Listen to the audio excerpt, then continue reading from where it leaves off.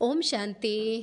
ರಾಮಫಲ, ಲಕ್ಷ್ಮಣ ಫಲ, ಸೀತಾಫಲ ಹಾಗೂ ಹನುಮ ಫಲ 4 ಥರ ಹಣ್ಣುಗಳು. ಇದು ಒಣ ಬೇಸಾಯದಲ್ಲಿ ಹೆಚ್ಚಾಗಿ ಕಾಡು ಜಾಗಗಳಲ್ಲಿ ಬೆಳೆಯುವಂಥ ಹಣ್ಣುಗಳು. ನಮ್ಮ ತೋಟದಲ್ಲಿ ನಾವು 3 ಹಣ್ಣುಗಳನ್ನ ಹಾಕ್ಕೊಂಡಿದ್ದೀವಿ. ನಮ್ಮ ಹತ್ರ ಆಲ್ರೆಡಿ ರಾಮ, ಸೀತಾ ಮತ್ತು ಲಕ್ಷ್ಮಣ ಇದ್ದಾರೆ. ಹನುಮ ಒಬ್ಬರನ್ನ ಈ ವರ್ಷ ನಾವು ಹಾಕ್ಕೊತೀವಿ. 3 ಥರ ಹಣ್ಣುಗಳನ್ನ ನಾವು ತಿನ್ನೋದಕ್ಕೆ ಸಾಧ್ಯ ಆಗುತ್ತೆ. ಕುಟುಂಬ ಸಮೇತರಾಗಿ ನಮ್ಮ ತೋಟದಲ್ಲಿ ಅವರು 3 ಜನ ಇದ್ದಾರೆ. ನಮಸ್ಕಾರ ವೀಕ್ಷಕರೇ, ನಾನು ಶೋಭಾ ಮಾತಾಡ್ತೀನಿ. ಮರಳಿ ಭೂಮಡಲಿಗೆ ನೈಸರ್ಗಿಕ ತೋಟದಿಂದ. ರಾಮಫಲದ ಸೀಸನ್ ಈಗ ನಮ್ಮ ತೋಟದಲ್ಲಿ ನಡೀತಾ ಇರೋದ್ರಿಂದ ನಾವು ಆಲ್ರೆಡಿ 15 ದಿವಸದಿಂದ ರಾಮಫಲಗಳನ್ನ ಕಟಾವು ಮಾಡ್ತಾಯಿದ್ದೀವಿ, ತಿಂತಾಯಿದ್ದೀವಿ, ಹಾಗೂ ಕೇಳಿದವ್ರಿಗೂ ಸಹ ಕಳಿಸ್ಕೊಡ್ತಾ ಇದ್ದೀವಿ. ಈಗ ರಾಮ, ಸೀತಾ, ಲಕ್ಷ್ಮಣ ಫಲಗಳಲ್ಲಿ ಡಿಫ್ರೆನ್ಸ್ ತುಂಬ ಜನಕ್ಕೆ ಗೊತ್ತಾಗೋದೇ ಇಲ್ಲ. ಅವರಿಗೆ ಸಣ್ಣದಾಗಿ ಹೇಳಬೇಕು ಅಂದರೆ, ಸೀತಾಫಲ ಹೊರಗಿನ ಭಾಗ ಹಸಿರಾಗಿರುತ್ತೆ, ಹಾಗೂ ಅದರಲ್ಲಿ ನಿಮಗೆ ರೌಂಡ್ ಕಾಣುತ್ತೆ ಹೊರಗಡೆಯಿಂದ. ಒಳಗಡೆ ಬೀಜ ಜಾಸ್ತಿ ಇರುತ್ತೆ, ಪಲ್ಪ್ ತುಂಬ ಕಡಿಮೆ ಇರುತ್ತೆ, ಹೆಚ್ಚು ಸಿಹಿಯಾಗಿರುತ್ತೆ ಸೀತಾಫಲ.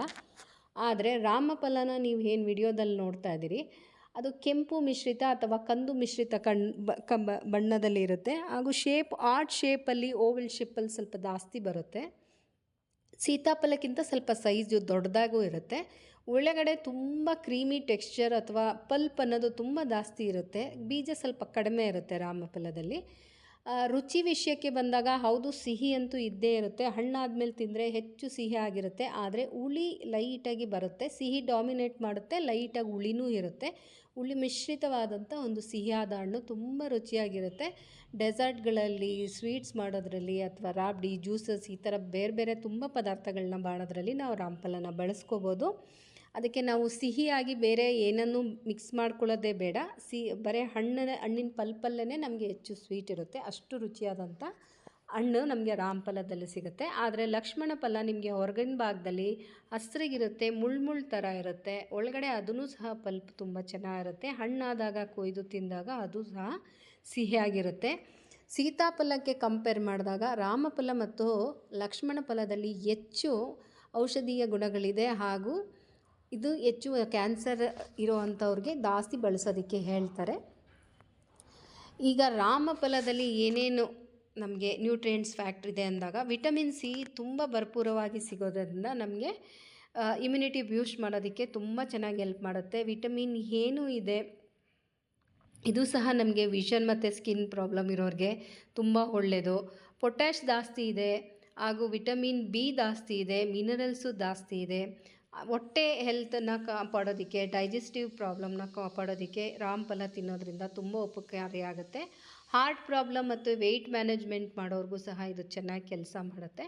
ಪೊಟ್ಯಾಶ್ ಜಾಸ್ತಿ ಇರೋದ್ರಿಂದ ಬ್ಲಡ್ ಪ್ರೆಷರ್ನ ಕಂಟ್ರೋಲ್ ಮಾಡೋದಕ್ಕೆ, ಕೊಲೆಸ್ಟ್ರಾಲ್ನ ಕಂಟ್ರೋಲ್ ಮಾಡೋದಕ್ಕೆ ಹೆಲ್ಪ್ ಮಾಡೋದ್ರಿಂದ ಹಾರ್ಟ್ ಪ್ರಾಬ್ಲಮ್ಸ್ ಇರೋರಿಗೆ ಇದು ತುಂಬ ಒಳ್ಳೆಯದು. ವೆಯ್ಟ್ ಮ್ಯಾನೇಜ್ಮೆಂಟಲ್ಲಿ ಇದು ಕ್ಯಾಲರೀಸ್ ಮತ್ತು ಹೈ ಫೈಬರ್ ಇರೋದ್ರಿಂದ ಫಿಲ್ಲಿಂಗ್ ಮೂಮೆಂಟ್ ಜಾಸ್ತಿ ನಮಗೆ ಕಾಣಿಸೋದ್ರಿಂದ ವೆಯ್ಟ್ ಮ್ಯಾನೇಜ್ಮೆಂಟಲ್ಲೂ ಚೆನ್ನಾಗಿ ಇದು ಉಪಕಾರಿಯಾಗಿ ಕೆಲಸ ಮಾಡುತ್ತೆ. ಆದರೆ ಜಾಸ್ತಿ ಬ್ಲಡ್ ಶುಗರ್ ಅಥವಾ ಶುಗರ್ ಇರೋವಂಥವ್ರು, ಡಯಾಬಿಟಿಕ್ ಪೇಷಂಟ್ಸು ಜಾಸ್ತಿ ತಿನ್ನೋದು ಬೇಡ ಅನ್ನೋದು ಒಂದು ಸಲಹೆ.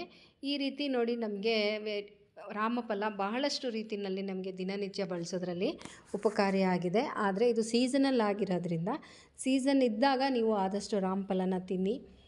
ಹಾಗೂ ತುಂಬ ಜನಕ್ಕೆ ಇದನ್ನು ಹಂಚಿ, ಹಣ್ಣು ಸಿಕ್ಕಿದಾಗ ಇನ್ನೊಬ್ಬರಿಗೂ ಹಂಚಿ ತುಂಬ ಥರ ಕಾಯಿಲೆಗಳನ್ನ ವಾಸಿ ಮಾಡೋದ್ರಲ್ಲಿ ರಾಮ ಮತ್ತು ಲಕ್ಷ್ಮಣ ಫಲ ಹೆಚ್ಚಾಗಿ ಕೆಲಸ ಮಾಡುತ್ತೆ ಅಂತ ಹೇಳ್ತಾ, ಇವಾಗಲೂ ನಾವು ನಮ್ಮ ತೋಟದಲ್ಲಿ ಇನ್ನೂ ಹಣ್ಣಿದೆ, ಕುಯ್ತಾ ಇದ್ದೀವಿ. ಯಾರಿಗಾದರೂ ಬೇಕಿದ್ದರೆ ಖಂಡಿತ ಕಾಂಟ್ಯಾಕ್ಟ್ ಮಾಡಿ, ಹಣ್ಣನ್ನು ತಗೊಳ್ಳಿ, ತಿನ್ನಿ, ಅದನ್ನು ಸವಿರಿ, ಹಾಗೂ ನಿಮ್ಮ ಆರೋಗ್ಯನ ನಿಮ್ಮ ಕೈಯಲ್ಲೇ ಇಟ್ಕೊಳ್ಳಿ. ಔಷಧಿಗಳನ್ನ ತಗೊಳ್ಳೋದ್ಕಿಂತ ಔಷಧಿ ರೂಪದಲ್ಲಿರೋ ಅಂಥ ಹಣ್ಣುಗಳನ್ನ ತಿಂದು ನಿಮ್ಮ ಆರೋಗ್ಯನ ವೃದ್ಧಿಸ್ಕೊಳ್ಳಿ ಅಂತ ಹೇಳ್ತಾ, ಎಲ್ರಿಗೂ ಒಳ್ಳೆಯದಾಗಲಿ.